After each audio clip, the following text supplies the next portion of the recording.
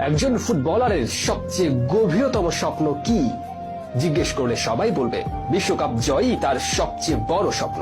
কিন্তু আপনি যদি একই প্রশ্ন ব্রাজিলের রাইট উইঙ্গার অ্যান্টোনিকে করেন, যিনি জন্ম নিয়েছিলেন সাও পাউলোর এক বস্তিতে, তিনি উত্তর দিবেন বিশ্বকাপ নয়, চ্যাম্পিয়ন ট্রফি নয়, ব্যালন ডিওর কিছুই নয়, স্বপ্ন ওই বস্তির জীবন থেকে বাবা মাকে মুক্ত করা। অ্যান্টনি বলেছিলেন আমার জন্মই হয়েছে জাহান নামে।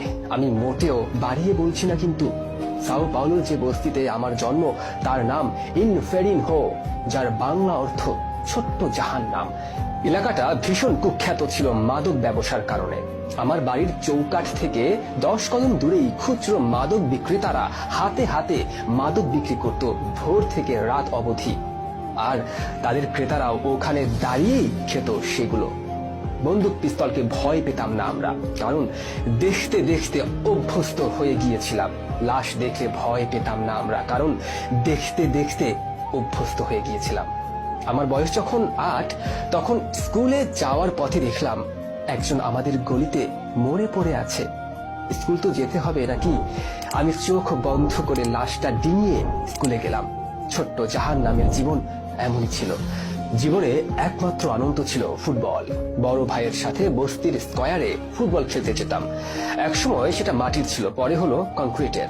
খালি পায়ে কংক্রিটেই ফুটবল খেলতাম। রক্তাক্ত পা নিয়ে প্রতিদিন বাড়িতে ফিরতাম। ভালো জুতো কেনার পয়সা ছিল না আমাদের, আর ছিল না স্কুল জুতো ছেঁড়ার সাহস।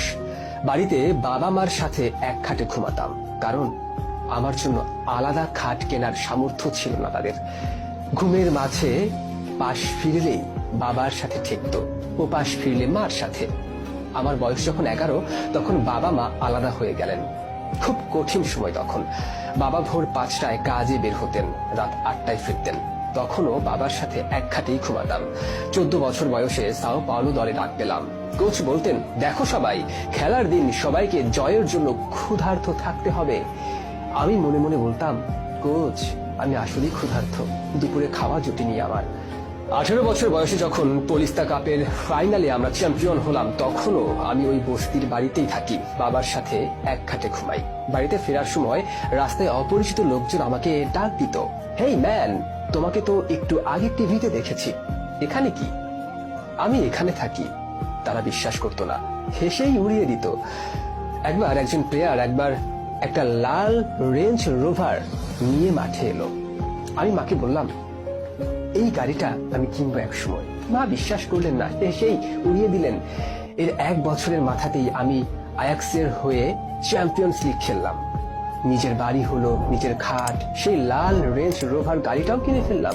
মাকে দেখালাম, কি বলেছিলাম না? মা এবার হাসলেন না, কাঁদলেন, খুশির কান্না। আমাদের ইন্টারনেটে পয়সা ছিল না। পাশের বাসার তুমিওলো কাকুর ওয়াইফাই ব্যবহার করে ইউটিউবে রোনালদিনহো, ক্রিস্টিয়ানো, নেইমারদের ভিডিও দেখতাম বারবার। এরা আমার কাছে ছিল ঈশ্বরের মতো, ধরা ছোঁয়ার বাইরে। বস্তির জীবন থেকে আমি 3 বছরের মাথাতেই এখন ম্যানচেস্টারে থিয়েটার অফ ড্রিমসে ক্রিস্টিয়ানোর সাথে খেলছি। ব্রাজিলের ড্রেসিং রুম শেয়ার করছি নেইমারের সাথে।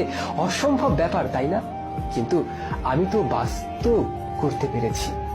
মিডিয়ার লোকেরা আমাকে জিজ্ঞাসা করে আমার স্বপ্নের ব্যাপারে। আমি কি চাই? চ্যাম্পিয়ন্স লিগ, ব্যালন ডিওর, বিশ্বকাপ? না, এগুলো লক্ষ্য, স্বপ্ন নয়।